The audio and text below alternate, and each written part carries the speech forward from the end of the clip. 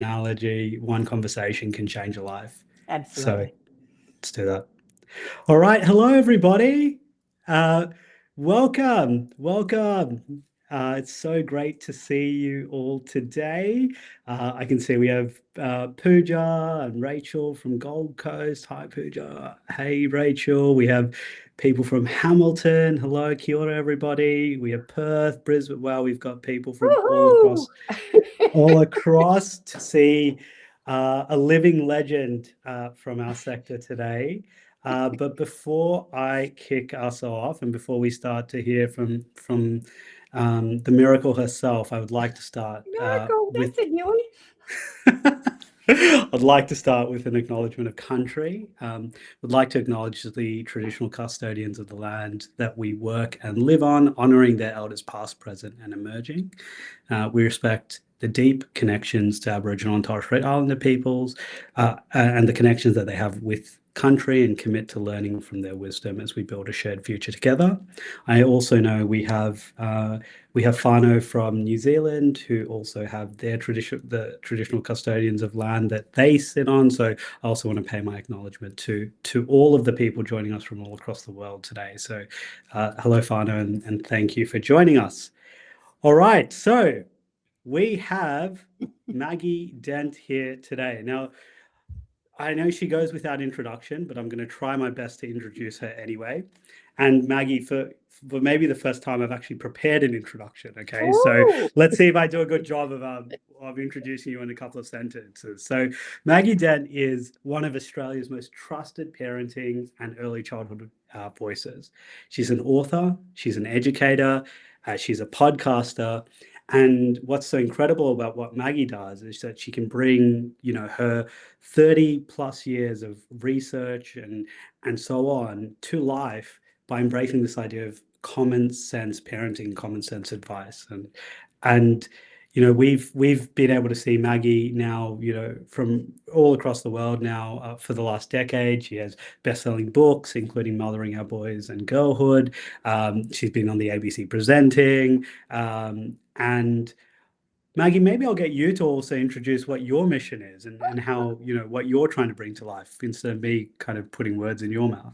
Oh, how beautiful.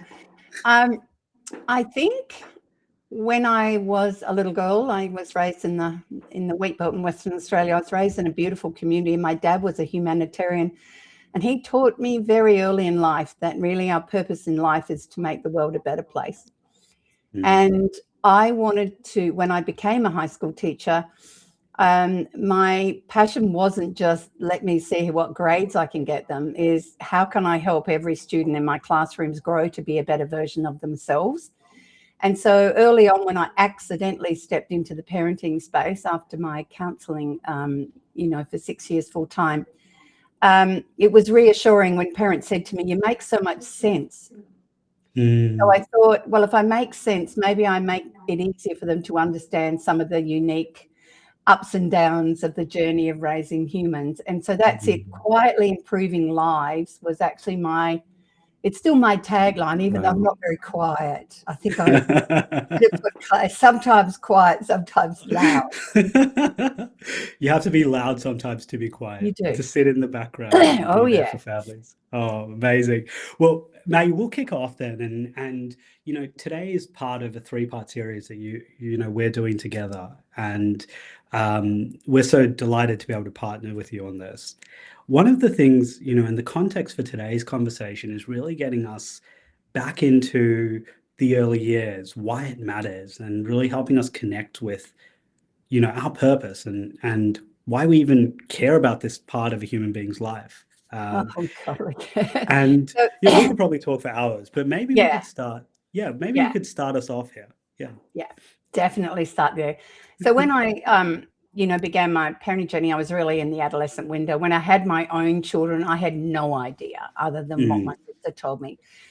And I felt, as I kind of emerged out of that, and I realized in my counseling, how often was what happened in the first 5 years impacting how that teenager was coping with life. And I thought, whoa, gee, this is interesting. And that sent me on that research journey that you're talking about. And I think what that is why I had to come back into the early childhood sector and keep on reminding every early childhood educator of the incredible importance of what you do, and the fact that you are shaping so much of a unique individual in amongst the chaos of a whole, lots happening. And I think it was, I wanted to make sure the world realized that, this whole, I'll just pop them into early childhood and they can babysit. And then it decided we've got to get them ready to be educated.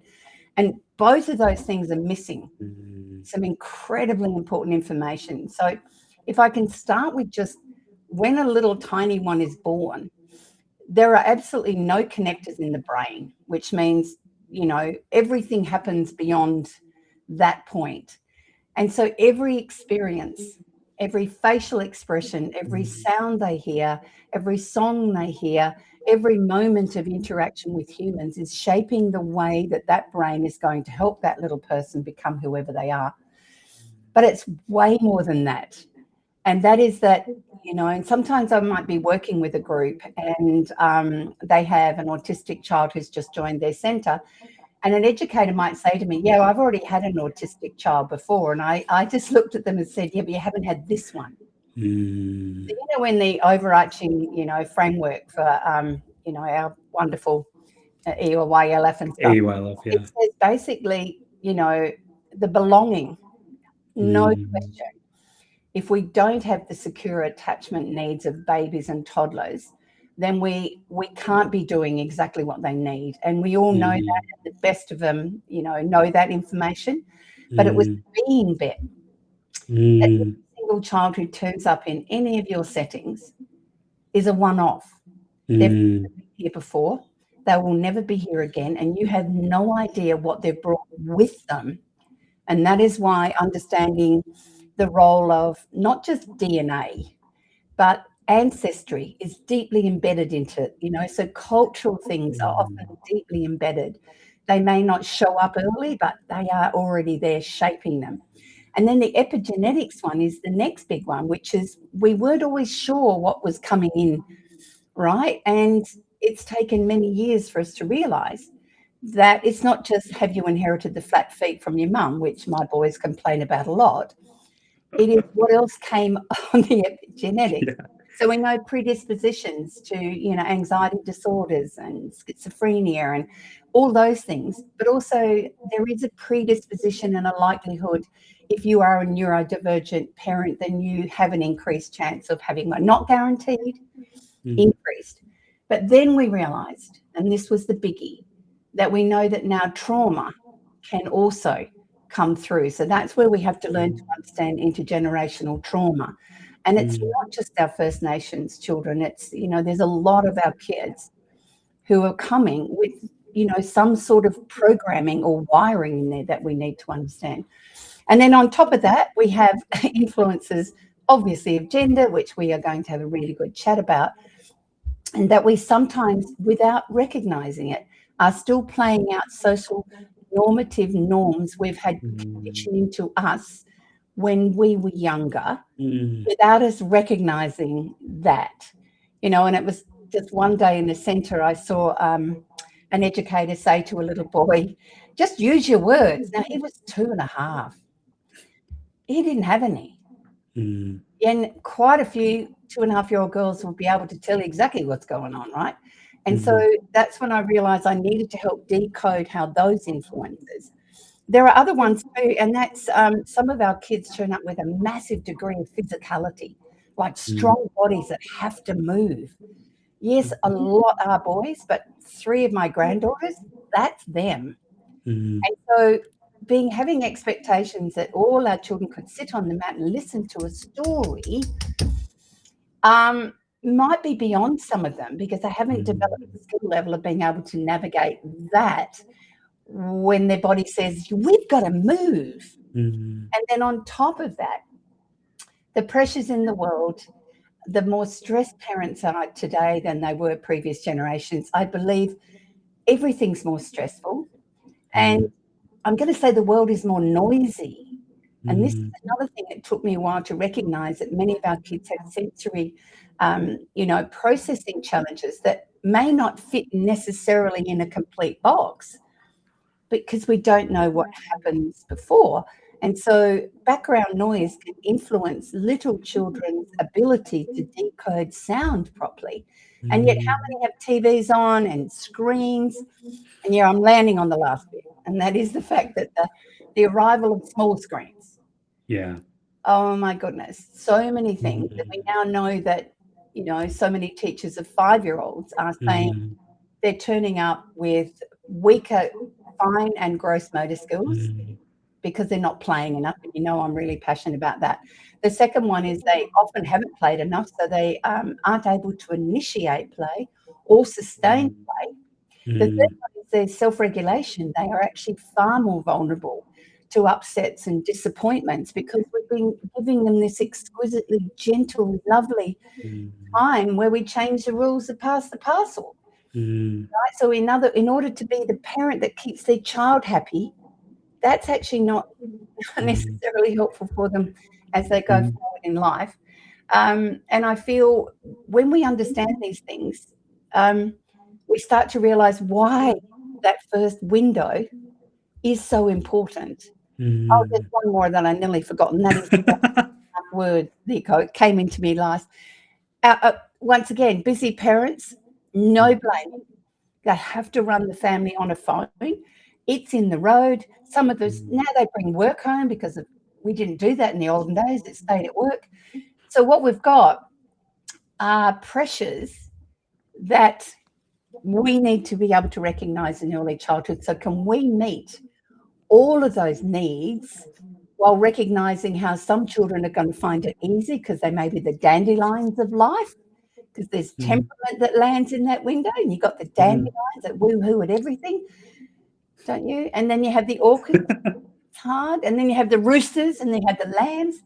So it's real incredible complexity of when you are caring for someone's child, why it can be really tricky sometimes, and why we need to support and acknowledge the incredible importance of exceptional educators. Okay, wow. Well, there's so much we can unpack there, Maggie. And we went from biology and epigenetics all the way through to, like disposition and all of those kind of things as well, which was incredible. I guess maybe we can start with the role of genetics and I'd like to maybe to help us all just gain empathy for young children and how they come into the world. Maybe I can share a story quickly. Yeah. Currently, I have the incredible honor of being a co-foster parent for a young 2.5 year old, and our foster child comes he was born drug affected and comes from a really quite a disruptive background. He didn't cry until he was 6 months old. Wow. So his communication, right, and his 3-year-old brother was actually the one feeding him for that first 6 months as well. So there's really some incredible trauma that he sustained, and communication and everything that followed. But we've also seen him being in the home now for about 2 years, the impact that connection and love and all those things can bring to his life. And every morning I have my coffee and I'll be sitting on the couch and he'll wake up and he'll run to me, Himmy, cuddle. And he has his own way of communicating with me and how he wants to interact with the world. Maybe just starting maybe with the physiology, the kind of biology side, and helping us gain empathy for how we have such divergence in the human beings that we have. Right? Oh, it's no question. And from my own personal experience, my mum was quite cool and aloof. So she was not my warm attachment person. Fortunately, my dad, even in the 50s, was the one who came to you and you were sick or in the middle of the night, never my mum. So it's beautiful that I was able to experience that. So what we actually know is that when a child has not had the secure attachment, the beautiful, predictable world, they also have missed in that 6 months, let's just use that example, the non-verbal communication of warmth on the face and delight in the eyes, but also the ability to smile and laugh. And I have met, families that are worried because they, you know, their child doesn't. And then when there has been a maternal nurse with them, they don't talk to them while they change them. They don't smile to them. So we know that there's these mirror neurons in the brain constantly working at how that happens. And that's why if you poke a tongue out to a toddler or a little baby, pretty soon you'll go back again. Really key part of that development is that they follow and copy us non-verbally. And then secondly, the best bit of news for anyone who has experienced poor attachment or has a child in their care who you know they aren't letting you come close because that's just too scary because they've never had it. There's this wonderful part of brain development called neuroplasticity. Just because it's not wired in means that we can gradually build that, and that there is never too late to form attachment, never too late to be able to overcome those ones that are in there, and that even though they will have a heightened tendency to go into fight and flight because that's the only reason they've survived, we can gradually, by being that calm, present adult while they have these big feelings, that they know that they're going to come back and land on a safe base.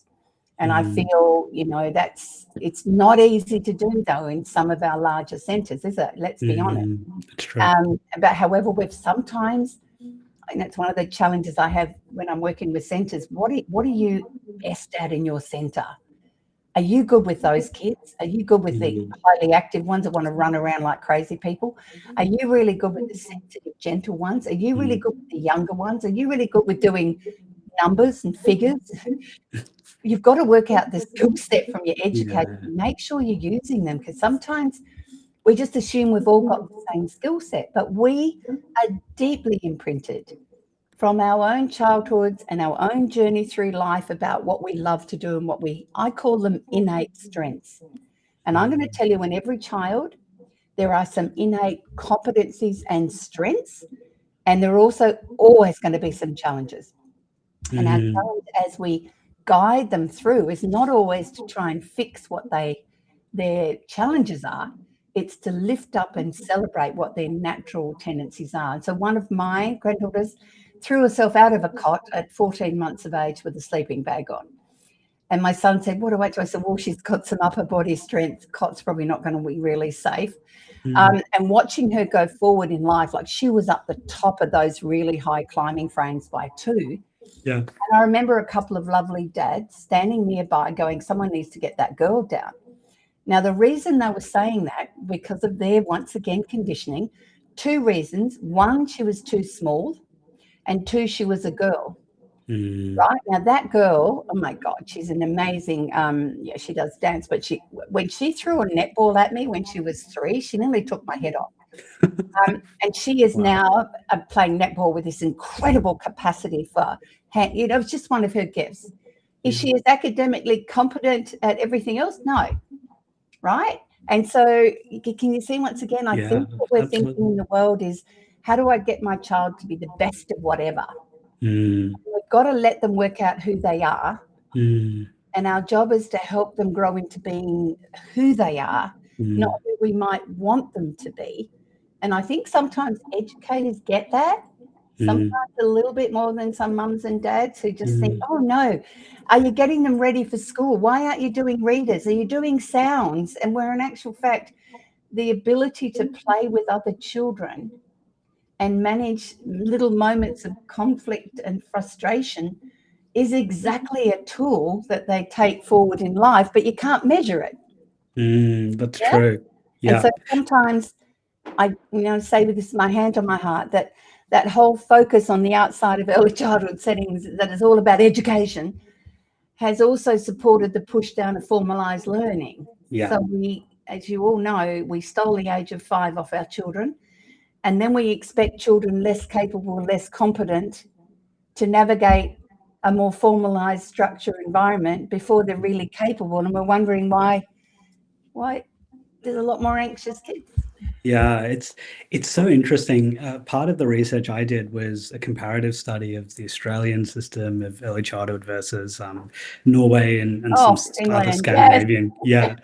And, I think, and it may still be true, but I think at that time in Norway, primary schools didn't have any homework. No, they still don't. And they have And they 15 still don't. minutes break every hour of learning. Oh, could every boy love school if they had that? And I think they only went to school in primary school for about 4 hours a day. Yes. Don't quote me Yes. on that, but it was No, very, no. very short. And also, the respect they gave for early childhood. I mean, you nearly needed a master's degree to be able to educate them. Yeah. Because they understood the complexity of those early years of development. And that just still makes me want to cry because, the training that's available and everything that's accepted is nowhere near what is needed to truly understand this unbelievable window of development. And one of the things that really got me about, and I think this is, one of the frameworks that we use for thinking about the early years is, there's three things that we learn in inverted commas, right? And I want to use learn in kind of a more like a generalized way because we can sometimes think of learning as knowledge, right? No. And a lot of people, we kind of anchor and index out because our formalized education was really always about knowledge. Right? Then kind of next to knowledge, there were skills, So, like I know calculus, I have the skill to write, let's say, yeah. And then there's disposition at the very other end of the spectrum, which is about being who you are, like, the disposition of resilience, of being able to form secure attachment, and all these other disposition. And in early childhood, we're really in what we do is we really are so disposition focused, right? Yeah. But I think because we have that model, like you were saying earlier, like what we bring in to education, because we're educators, what we bring in sometimes is the knowledge side, and we think that's teaching and that's education, and we forget that actually we have a role to. The real role to play is in having children become the truest expression of those dispositions, whether it's being resilient or whatever those beings could be. And I think that's to what you were saying earlier, right? And it's the social and emotional competencies that we can't measure, that we now know that the kids with those are often the ones that thrive better in school, not the ones who know or can count to 1,000 and all that. So in that space, it's a beautiful way to come forward. Not only, we know that up to 3, most of our kids really don't have the cognitive capacity or the social emotional intelligence to understand what sharing really is. Or how to negotiate friendship things, because that's their age and their development. So I sometimes see, developmentally inappropriate expectations of, I need to get my kid into daycare so that I can get them socialized. And we know they socialize within their families and their environments, and as long as there's safe grown-ups around. So we know that's a problem. Yeah. But as we go forward in that, you're exactly right. So where that sense of self, and what I love, and I've noticed it so many times when I'm visiting early child settings, when we've allowed autonomous free play to flow on beyond what we had planned, because we were going to do something about water and pouring cups, right? Which is great. But when the educators realize, look at this, they're taking this journey of discovery into a new space, I nearly burst into tears, because this is where the sense of self of, we can't always see it, can we? And I remember once I was in a centre and the kids were scooping water out of a big puddle, but they'd found a slope on the side of the building and they were pouring the water down. And it was just this beautiful joy of watching a waterfall they'd made. And there was one boy watching, and he leaned over at one point and pulled out a tuft of grass that was slowing the water and said, now it'll work better. Wow. There's your future engineer just sitting there going, this will work better. And I'm really exceptional educators get this. And I that's an honouring of, he wasn't participating. So how often do we think if the child's not participating joyfully with this bunch of kids, there may be something wrong? No, sometimes you have the introverted child who's just needing to withdraw themselves for a time because their energy system, nervous system is a little bit empty, They know they need to step aside. And how often do you have a well-meaning educator say, come on, let's get back in. Yeah. Whereas you have the child who will not stop talking to the grown-ups in the room because they are the extrovert who's trying to fill up their cup. And again, there are so many levels to this sense of self. And we also need that extrovert to know there are times that you really do need to be able to listen to other people or to participate in what we're doing next. And it's the same with that rooster child. Our challenge is those feisty ones that are fearless and brave and have a heightened sense of their own importance. They can be really difficult in those first few years of life as they are demanding autonomy and power and everything. And our job is to guide them into the center of the spectrum so they can understand other people's needs without crushing that rooster energy. And the same with our lambs. While they're sensitive and gentle, we want them to build the courage and the bravery with little steps, so that they don't stay stuck at the other end. And I feel play is the best thing that we can do. And when I can see centres now with those giant screens using, videos and stories, I keep going, we're missing the point. We're raising humans. And humans need human voices. They need humans who make mistakes. They need funny humans. They need ones that express feelings and sadness around, and they need way more stories than they've ever had before to shape the sense of self. Every story that a child hears helps to shape how they see the world. And it even happened in my high school classes. There are times I would read a story and I could have every one of those supposedly tough boys in the class, tears in their eyes. And that story has landed and it has changed the way they've seen something without it being a specific lesson. Right? And I feel we need to celebrate that as much as we can. Unfortunately, there's a million picture books. I have a meter pile in my house of everyone sending me their picture books. So we know they're there, whether it's the group that listens to it. And within that group, if we've got the squirmy kids who can't sit still, we've got them at the back so they can squirm, because the squirming is what allows them to keep concentrating on what they're reading. It's not a sign they're behaving badly and they're not listening. So again, shifting all those things. And can we unpack that a little bit? Because, it's so powerful.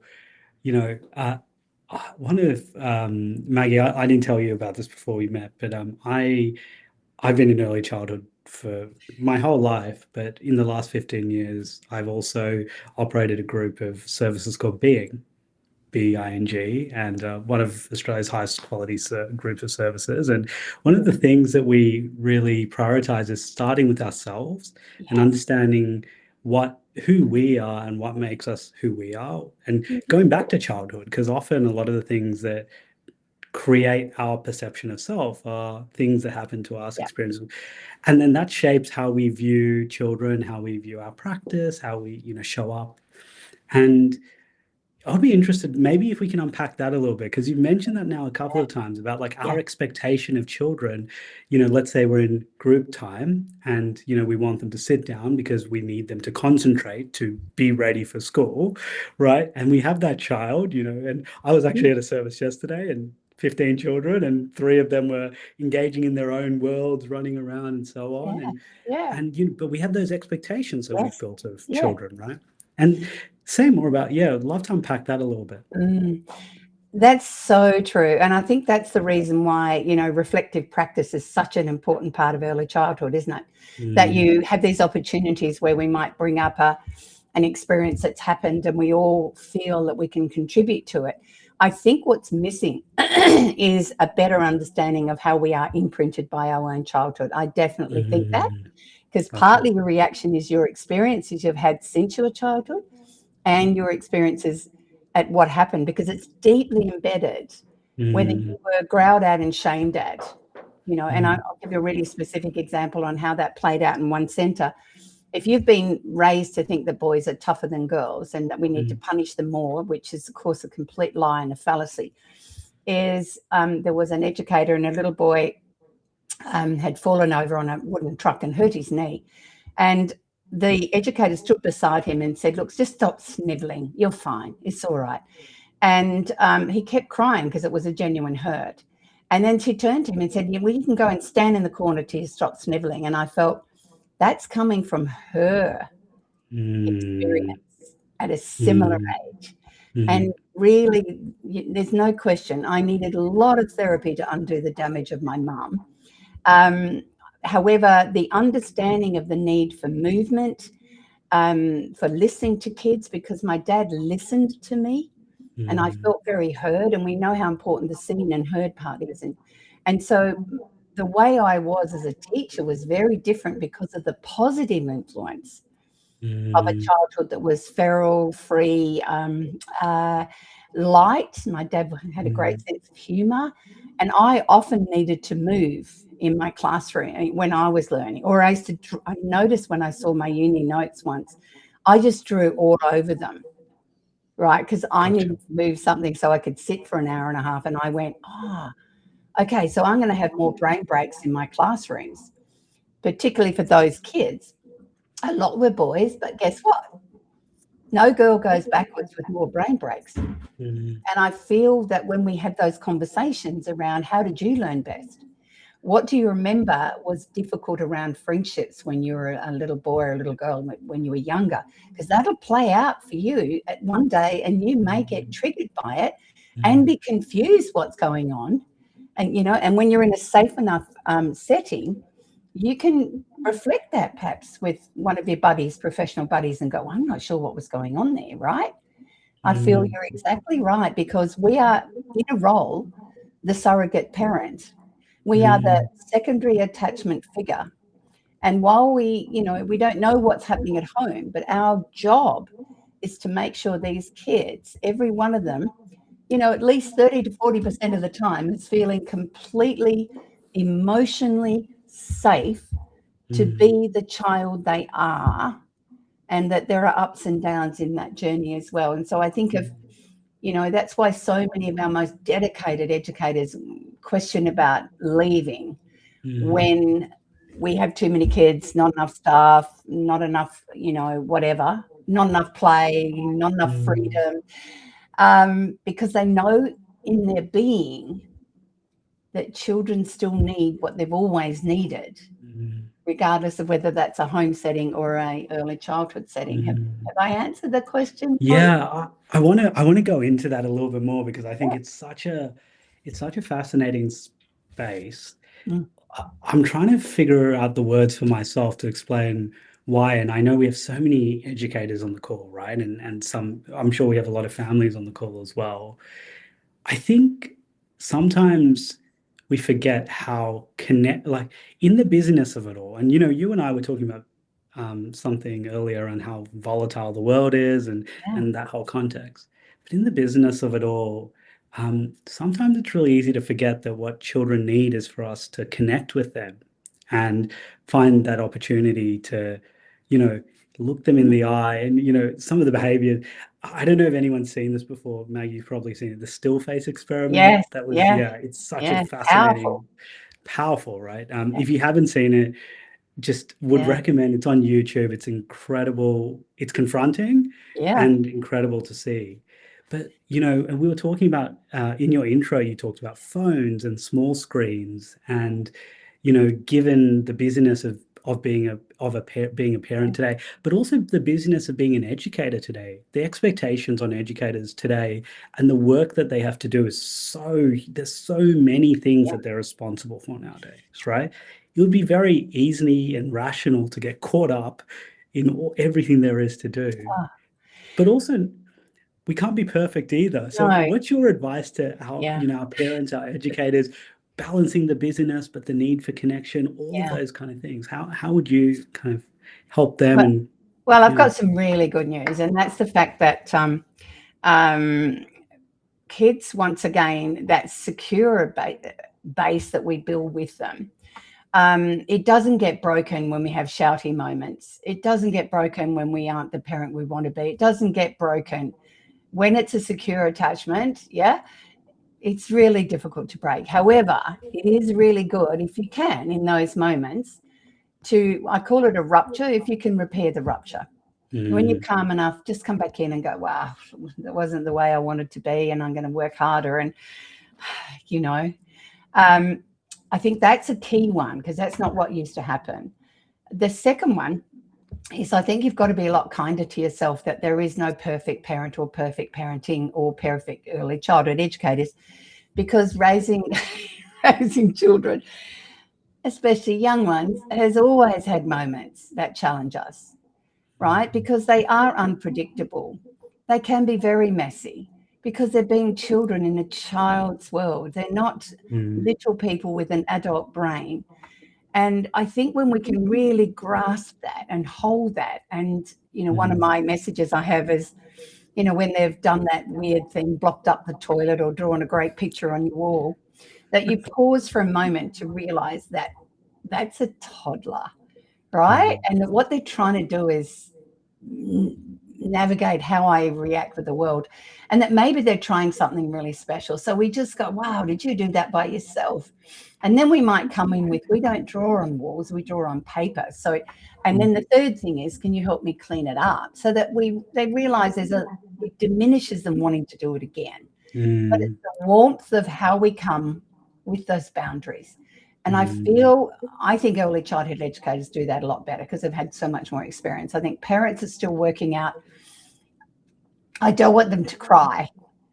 And I'm saying they need to cry, right? If you say no, Bicky, before dinner, they're not going to be happy if they want one. And yet we hold the boundary, and we might validate it like, I know you really want one. I know you're angry and upset, but it's still no.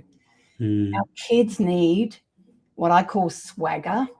And the swagger is, they need parents, not people who are trying to keep them amazingly happy or zen. Like, it's not the world says, your child's got to be happy. No, holding those spaces. So I'm going to also suggest that we know that, what is it? 97% of our educators are female, and of them, probably 80% are mums. We know that women today are struggling with massive mental loads. And that's partly because the phone arrived to navigate life, but also they are so much harder on themselves. So if you have a mum who's navigating their own family, who is also an early childhood educator, we need to be able to take better care of them. You need to recognize, what am I doing to fill my cup? And that's what I suggest to parents and educators.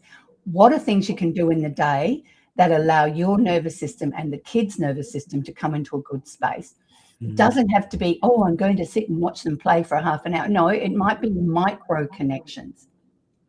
And the micro connections are smaller moments of connection that make everyone feel better. Sometimes it's just singing randomly.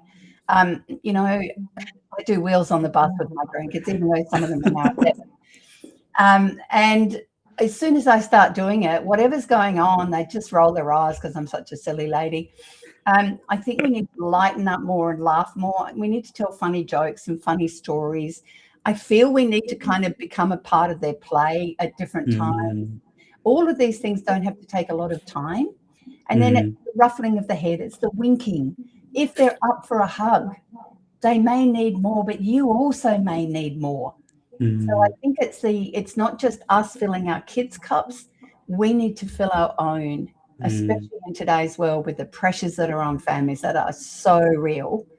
And one of the things I say to co-parents is, I want you to sit down with your co-parent and say, what is something that I'd like to do for an hour and a half a week, every week, that's going to make me feel better? And then what would you like to do? And that goes above what your kids want to do. Yeah, gotcha. No, seriously, because they're going to have co-parents. One of them's going to come back with a full cup at one point. And I think when we start talking about it, is incredibly hard to be a parent today. And I feel that the good enough message is extremely important, that you really only have to get it right around 30%. But also that we'll all have days it doesn't work. Just let it go, and maybe focus instead on when it did work, or the moment of connection, or, you know, tag your other partner going, nailed it, they ate broccoli tonight, or whatever it is. Those little moments can make a difference to the nervous system of not only the grown up, but our kids. Wow. I think that message of good enough is good enough, Yeah. and not having, you know, I know we have so many families at our services, and we have so many educators who just want so much to do what's best for their children, that they put expectations on themselves and who they have to show up as, which is, it's so powerful, and it's such a powerful message. Now, can I just share one little metaphor that I do for mainly schools, but I think it works for educators as well. Pretend that you're going to take your lunch to work. And in that, you know, you may have had a sandwich. Let's pretend it's a sandwich and an apple and maybe, you know, something, whatever. You know, when you've given everything there, and when you get home, all you've got is an apple core and a crust. Okay, so now imagine you've wrapped a Tim Tam in foil, and it goes to where you work, but it comes home, so that the best part of you comes through the door at the end of the day. That's great. That's great. Yeah. Just remember to wrap your Tim Tam in foil. And if you eat it at work, that's okay too, but wrap another one up when you get home. But I do have a strange message that says, if you feel you're losing it with your kids, and I'm sure you could probably hide chocolate in early childhood settings, you need to hide a really good fruit and nut chocolate in your bedroom. Because as you notice that you're losing it, you can put your hand up and go, whoa, I'm starting to get really stressed. And I'm going to go in my bedroom to calm down so I can be the parent I want to be. I don't want to be a shouty. I'm going to go in the bedroom. I'll calm down. Often the kid who's poking you the most is at the door saying, are you okay? And what I want you to do is eat some of that chocolate. And I want you to just take a few moments, because the chocolate's got high sugar and serotonin floods, and you've stepped back. And then when you come out, you are the grounded parent you want to be. But what has your child also learned from your behavior? Is that your ability to, I need to step it back a bit, because I'm starting to go into the red zone. And your kids can learn that too. And it's, I think sometimes we think we have to be, you know, those moments where I've got to be able to be sweet and use a warm voice at all times. And, you know, 30, 40%. Great. Yes. The remaining 60%, no. Fruit and nut chocolate for the rest of it. Got to be good chocolate, otherwise it's not a health food. It's not worth it. All right, we have a couple of questions, Maggie, that's come through. I have a couple more questions for you, but maybe we can start by answering some of these. Lolita has a great question here. So she says, hi, Maggie. Do you have any advice for children that get constant one-on-one attention at home, and is always carried, so that, you know, they're always being carried, or they get what they want at home, right? How do we accommodate them, you know, within the care setting? Because obviously there's more than one child. Yeah, totally. And it is quite common for those children who've had that, because that parent is really following the letter to the law, and it's probably driving them mad at home. Okay, so remember the plasticity of the brain that I mentioned before.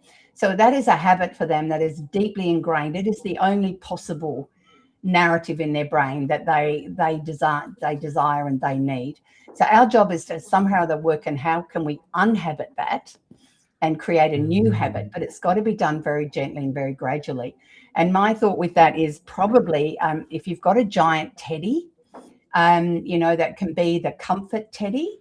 And that one can work also when other kids are upset, because you've got a couple of comfort teddies. You'll tend to find at times some children will get the comfort teddy and go and give it to a kid you don't realize is not doing too well. So we're actually building empathy with other children. And you may be able to say, look, I need to be able to go over and help out with this just for a few moments. I'm giving you my special comfort teddy. Do you think you'll be okay with that just for a minute? And you only go for a minute or two. Come back up, because it's, you know, it's one of the things Dr. Kaylin Henderson says. It's those little moments of reassurance that stretch that out. So we want them to stretch that capacity. It's capacity building, but we don't just suddenly dump them down and roar off. And when we come back, we go, look how brave you were, and how's Teddy, how are they going? And so it's the gradual shifting of those things. And also, depending on the age, if there is a special friend, can I leave you with your special friend and Teddy Bear while I just pop out and I really need to go to the toilet? They absolutely have to have a wee, right? They understand that. All these little gradual steps, and only one of you to be the one doing it rather than different educators. It's a bit like, I keep on saying, when a little boy transitions to, they are so much more vulnerable to feeling unloved and abandoned than girls. So it's really best that they transition to one educator as often as you can, because they are super sensitive and super vulnerable, even more so than our sensitive girls. So, next question. Well, I just had that one that I wanted to throw at you right now, but let's I have a couple of other questions for you before we go to Q&A, Maggie. Mainly, actually, maybe because we only have 3 more minutes before Q&A, so maybe we can get your sagely wisdom here. But before we do that, I'm just going to say to everyone on the call, we're about to go into Q&A. This is an extraordinary. I know Maggie was sharing earlier that she used to do these over ABC and Nova, but this is just an extraordinary opportunity to ask Maggie Dent, the questions that you have. So if you do have any questions, please feel free to throw them into the chat, and we'll try and get through as many of them as possible. Okay, but before we get into that, Maggie, maybe your sagely wisdom here. You've been in the sector for a long time. You've been thinking and talking about this for a long time. Our sector is going through something at the moment, right? That's undoubtable. And I think we're in a position now probably where we need to rebuild trust with the community, with the communities we serve, with our families, to help them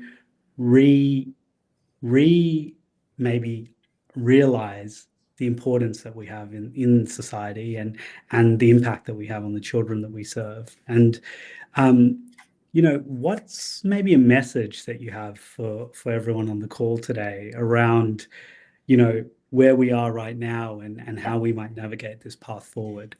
Oh, look, there's no question it's a really, really difficult time. I was at the ACA conference last year, and that was trying to build a sense of, value back after the, ABC program around the abuse.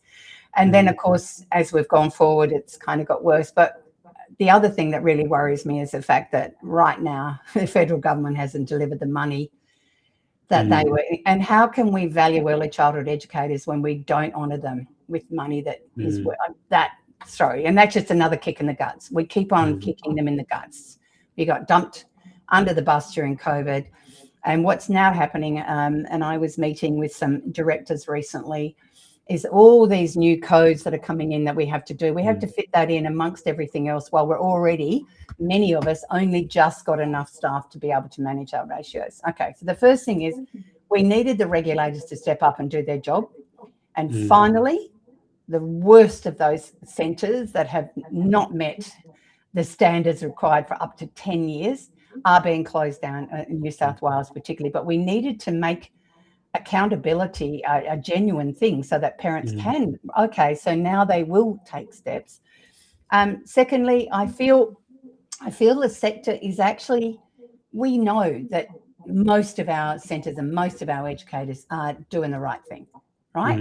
And I feel that as long as we keep on, and as I will always, stoke up the importance and the worth of having really well-trained, exceptional educators, I believe that parents will want to come back. If they haven't, once again, the ones in centres that have educators who've been there, forever, and they've got a yard that looks like a chook yard because the kids have got free play with loose parts, versus the ones who thought your centre had to look like immaculate with amazing playgrounds. And you know what I mean? I think we're now getting a message out that connection and attachment and relationships come first. And that when we have a family that feels safe and valued, then we can move into the other. I think when we get that message that we've now realised that is super, super important, I feel again, there are so many good things happening out in that space. I just wish the media would print more of the good stories, and I know so many of the good stories. I know there are kids who drop into an early childhood centre to have a cuppa some days because they looked after them when they were there, and they're now 18 and at uni. We know how important they are. We just have to make sure the rest of the world realises that what was happening before wasn't good enough, but they are now being addressed, and that we are looking for a much brighter future for early childhood. Thanks, Maggie. And you heard it here first, everybody. So you've heard it here from Maggie. She's stoking the fire. She's asking us to carry the torch. Absolutely. And I think, let me say something, right? I think sometimes it's easy to get numb to the miracles we create every day, and quite literally every day. And maybe we're not so good at celebrating those. And maybe we've lost an appreciation of the value of those miracles as well. And I think, and when I say that, that one child who like Lolita's question before, that comes in and they're unable to safely attach and be by themselves and so on. And, through the actions that you have as an educator, you help them feel safe and secure, and suddenly they're able to spend 30 seconds, a minute with, Maybe I need you to gather all those little moments, and I can keep sharing them on social. One was an educator of a 4-year-old autistic boy, and his first word was with her. Wow. And she just sobbed, and then the little boy was really a little bit confused about why she was crying, but she had to explain to him they were happy tears. But his very first word ever spoken was with his early childhood educator. These are miracles. I think the more we can maybe send those to Maggie so she can be the loudspeaker for us. You heard it here, okay? So you can send it to her. I'm sure she'll say, I'm joking. But no, I think we need to talk about these as well, because I think it's so important. But okay, we have lots and lots of questions coming through, Maggie. So let's jump into them, okay? So Jackie here, and this is a really, really important one. Let me just summarize this one, because Jackie here is essentially saying there's a lot of services who talk about free play and play, but they maybe use it as an opportunity for, I used to use the distinction between let them play and play, right? Yeah. And there's a difference, right, between play as play as a pedagogy versus letting them run free and, and not being engaged. Maybe you could talk a little bit about the difference between these two things and what the difference might be in maybe an educator's mindset to letting them run feral versus, being engaged in play. Yeah, because of course, remember, it comes back to the individual child. Some of those children have been immersed in environments where they've been playing with other children a lot. And it is my prescribed recipe, if you want to raise a great kid, is to have them playing with as many children of all ages and all genders and all neurotypes in an environment with potential risk as often as possible within a screaming distance of one adult, and everything will be fine. You're absolutely right. Let's go through that again. So every age? Every age, every gender, every neurotype within an environment with potential risk outside within a screaming distance of one adult. Because what we know is that our children are biologically wired. If there's no safe adult, their older children automatically start looking at keeping the others safe. Younger children are wired to follow those, older children are resolving things and climbing things. It's just how Mother Nature intended it to be. All right, so let's go back to that question. There is so much confusion around play. Let's be really honest. The very fact that play is an escape from work is enough to... and I've followed, Teacher Tom out here and met him in Australia, and I took him to some of the most engaging playgrounds in Perth, and he was just blown away, because that's the part of Australia that started let's returning them back to environments that are much easier and more engaging and more messy. And so sometimes these massively built, wonderfully, profit-driven centres only have fake grass, and they have wonderful bright things that look coloured, but nothing that can be moved around. And so it looks like you've created an environment that children should be happy to play in, but we've stolen their autonomy. And often we have an expectation, we just set them out there and they'll automatically know how to play. Well, many of these kids have spent more time inside, right? And let's honor that, because we've made the outside world like too terrifying for many parents, or they're too busy to go to the park. There's a lot of reasons. There's no blame in there, but they've got less social skills to navigate. And I find, that they think it, so therefore I'll get some, those things that you just mentioned, things that allow autonomy, and I'll assume they'll automatically be able to do that too. So sometimes as educators, you need to be the one that works out, do I need to kind of get a little bit of something going here and then back out? It's one of Teacher Tom's things. Sometimes we're going to need to get something a little bit started and then we gradually back out the road. And it isn't directing the play, it's initiating. So some don't have the capacity to initiate. And then around the edges, of course, you're right with the stuff that looks, we've got it going, but everyone has a different version of what play is. Now, remember, play needs to have absolutely no outcome. Right? That is the definition of real play. It's a child-initiated experience that does not necessarily have a desired outcome, and it can look so different in so many ways. I'll share an example of one of my grandson was 2.5, and we were heading down to a park, and it rained, and we were underneath a great big, what do you call those big fir trees? And as the rain stopped, he started picking up the, I call them wands, on the ground. And I just watched him, right? First, he worked out he could only put one in each hand. Then he got 2, and then he got 2 in this hand, and he was 3 in that hand, then 3. And then he was running around with them, and then he started to lay them on the ground, and I saw him kind of making a picture out of it. Now, it took 40 minutes where me and Hugo Walter, my dog, just watched. And he was immersed, and this is the absorbed play state, which I'm worried most children today don't experience. They are wired to disappear into the experience where time disappears, where there is no one to interrupt that moment. So again, that's hard to put into a space where there are lots of other children and lots of supposed activities that they could be doing again. So I feel we really have to have a lot more conversations in our reflective practice around how we interpret those things. And I totally agree with it's like there are still centres that have the girls dress ups and the boys dress ups totally separate. Do you know what I mean? At some point, we assume the boys are going to want to play with trucks and things. And, sometimes, that works. But sometimes a lot of girls want to play with that. And it's a little bit like, it's the play where superhero play, where once again, a lot of little boys will still want to run around looking like they're shooting people or killing people or whatevering. And I know some centres have banned it completely. And I want to come from a place of deep respect for and I love all boys and girls. Remember, this is not an attack, but what they're actually wired to do is the biological drive from years ago that the defending and protecting were wired into men. That's coming on the epigenetics. And that if you listen to them, they want to kill the baddies and save the goodies.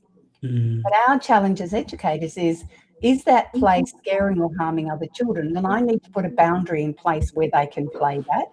And secondly, if a girl wants to stick on a cape and they have a gun, we let her as well. And that's how we sort of, as I said, adjust maybe our imprinted perceptions of how play is supposed to be.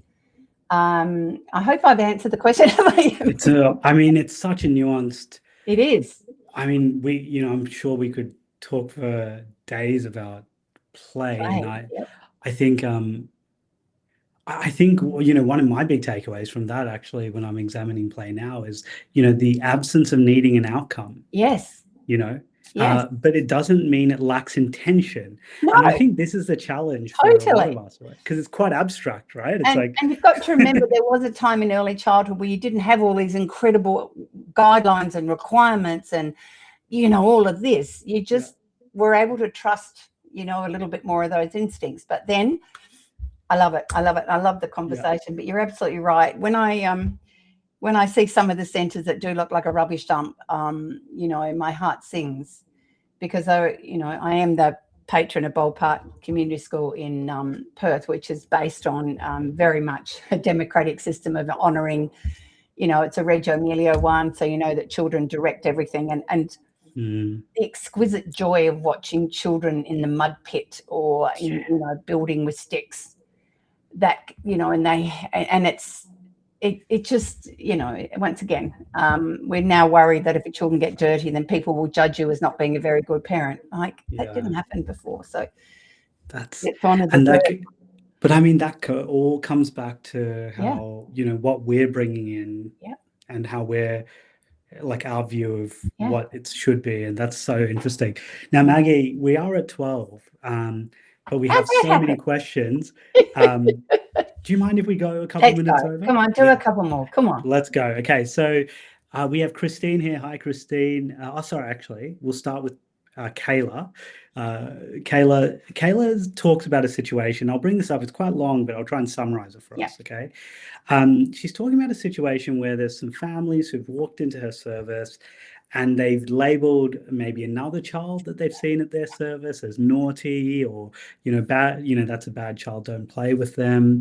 And she's asking for strategies around how we might be able to help families maybe change their mindset to how, you know, how they're labeling other children, and talking about those other children with their own children. Oh, thanks, Kayla. And you're so right, because those parents have been raised in a behaviourist culture that said that, you know, when children behave badly or how we don't want them to, they're deliberately choosing to behave that way. What we now know from the science of child development is they're just children. And so often the child is just responding to their environment.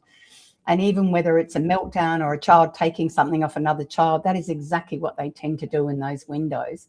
So I guess that the thing that I often put down, and I have a saying around the parental pause, and that is when a child is having one of those meltdowny moments, or they're screaming and yelling and kicking and whatever's going on, you know that they've flipped, right? They've completely flipped into their bottom brain, which means there's no logical reason in there. And what it is, rather than choosing to misbehave, they are struggling to cope because there will be unmet needs under the behavior. And I feel being able to explain that, you know, it's going to take a whole generation for us to realize that behavior is a form of communication. And that, you know, when we just see children as bad or naughty, we start feeding that sense of self. There's something wrong with them. And what we need to know, even, you know, we all make poor choices at different times. That's why I love the work of Dr. Mona Delahook and her beautiful notion that the body's constantly working with the brain to be able to navigate environments. And so often the body drives the brain into melting down or erupting as a form of coping. So if you want to go onto my website, the postcard that has that on it is there. You're more than welcome to take it off and print it and hand it around, so that it gives educators and parents a moment to say, okay, I need to see what's happening for the child in this moment, not what's happening for me, what's happening for them. And if it is their child, we recommend bending your knees and taking a breath so you can hold yourself in a grounded state. Put your hand on your heart because it reminds you love the child, really. And then just whisper to yourself, my child's not bad or naughty right now. You know, what they need, you know, they're struggling to cope. What they need right now is a safe base. And, you know, it's, once again, the whole school system's still based on labeling kids as bad and naughty. But I do think Ross Green's work is finally getting out into that space. We know what he said forever. All his books are amazing. Kids do well when they can. So often the behavior is a consequence of a skill that has not yet been mastered. And when you're under 5, of course, you're going to have more of those moments. But even in my, you know, year 9 classrooms, there were times I had to build the skill in a boy who was incredibly impulsive and wanting to be cheeky and inappropriate. You know, and over time, because he genuinely knew I cared for him, he was able to wind that behavior back without shaming, without punishment, with coaching that comes from awareness. That's so powerful. I mean, I'm getting this whole world of 2 things. I think number one is, you know, when in these early years in particular, a child is not choosing to be that way. Exactly. They're just responding to or reacting, not responding, reacting to their environment. They don't have the capacity, right? Their brain physically hasn't developed to make that choice, right? And so when we start to label them as such, it's not actually, we're not labeling something innate in them. And this is the second point, this point that it's like, and it's so interesting, right? Because we're teachers. So we actually acknowledge the fact that we can develop, our whole profession is how do we create people and how do we educate it? So, but the capacity for them to change. Stop in really quickly because Carol Dweck, in her book about mindsight, she did a whole lot of research on 4-year-olds, and she found over the 2,000 of them, it was over 65% had worked out they're smart or dumb or good or bad by 4. And that is what we take on. Remember that sense of self? I'm the one who's getting into trouble all the time. There's something wrong with me. I must be bad, right? And then that becomes a mindset, which becomes a belief system. And a belief system we carry forward in life. So you're absolutely right. It comes right back to the sense of self. I know you're finding this really hard to do, and I can see you trying hard. We'll have another go tomorrow. But, yeah, you're so right. Wow. These things shape who they see themselves as, and the way we navigate that can change it. And then we have to remember neuroplasticity. We can always change. Always change. Yeah. I think that's so inspiring. Nothing that we see is fixed. Nothing's fixed. Yeah. Awesome. Now, one last question for you, Maggie, and I think this is quite an inspiring one from Bianca. And so sorry for all of the others. There's so many great questions coming through. What is the one thing you wish that every educator knew? Oh, that's easy for me. I think I want every educator to know that you can be the person who can give a child hope. Right? It's like children without hope don't have a spark. And it's the spark that is actually what we all need to go forward with. And I know it's just you need one safe, caring adult who can sow seeds of hope. So if children have never got the seeds sown, they can't germinate. So I believe that was what I'd love and you'll know that. You'll immediately know how you've already been doing it. But sometimes I think it's those kids who are struggling the most. One day it's going to be easier for you because I believe in you. Yep. Wow. Be the seed sowers of hope. You can be the one. Yeah. Wow. So powerful, Maggie. Okay, well, thank you so much, Maggie, for being with us here today. Now, I want to share a couple of things before we start. This is before we finish, sorry. Geez, being present, come on. This is the first of a 3-part series that we're doing with Maggie Dent. Our next one is on the 29th of June, which is in just over a month's time. You can register below. Maggie, we're encouraging, services to invite their families to this. It's not just for educators, and also inviting their friends to this as well, to just be able to bathe in your brilliance and help. You've helped me recontextualize some things today, and I know you've helped so many people on the call as well. So, in this second session, we'll be building on the session we had today and really going into gender, which will be just a fascinating discussion. Also, one that I think is quite charged in our sector. Yes, I think so. I think it's going to be really, really interesting to hear your perspectives on this and how we might be able to consider gender in our pedagogy, but also for families to understand that and how that impacts their children as well. So you can register below there, and feel free to forward that across to any of your friends. And also, Maggie, do you want to talk about this one here? You have an upcoming webinar. Is that right? Yeah. So this is one where I've condensed mothering our boys and girlhood into the one. Because then we can start to see that there are, for around 70% of our children, there are some statistically significant things that are common. Then some of them may be a little different to what you may have understood. And it's made lots of a difference for giving us a more in-depth version of it. But people have said it helped clarify things a little, because sometimes we get stuck into a perception or a belief because it's deeply imprinted in us, and we need to be a lot more flexible on how we see the world now. It's very different, and we need to start fighting for our boys, because the world's not being kind to boys at the moment. So, yeah.